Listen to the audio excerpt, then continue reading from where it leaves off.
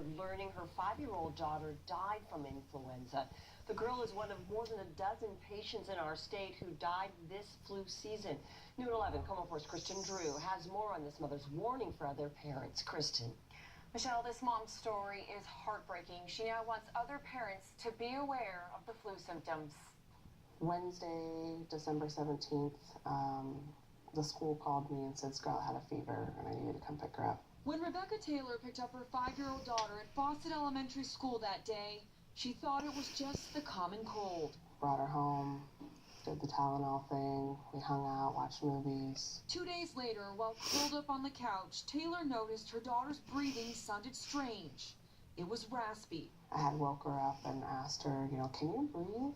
Taylor immediately got her daughter to Mary Bridge Children's Hospital in Tacoma. It was like a movie there. It happened so fast. Taylor says doctors told her Scarlett had pneumonia and her lungs were filled with fluid. A few hours later, a drastic change. The doctor said, I need you to stand by her right now. I'm having problems keeping her vitals together and stable, and I'm afraid she's going to pass away.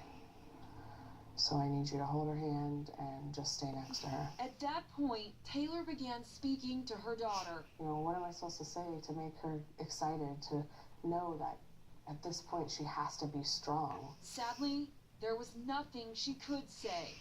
4 hours after Scarlett arrived at the hospital, doctors pronounced her dead. Her mother at her bedside. I just screamed and fell to the floor. I laid in bed with her for about 3 hours after she passed.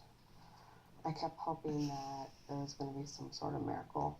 You hear about all those miracles where so-and-so was dead for 3 hours and they got a heartbeat, I was hoping that was going to be her, but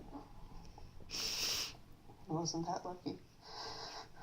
Now, it's only the memories of her daughter that give her comfort.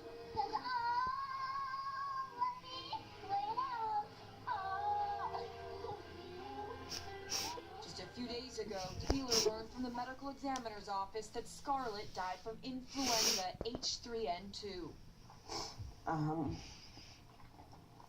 I feel like, if I would have known more about this flu, maybe I would have taken her to the doctors on Wednesday instead of Friday.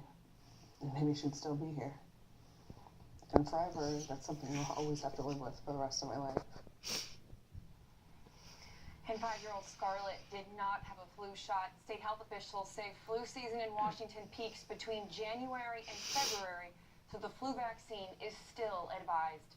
I'm Kristen Drew, KOMO 4 News. So very sad. Kristen, thank you. A rollover crashing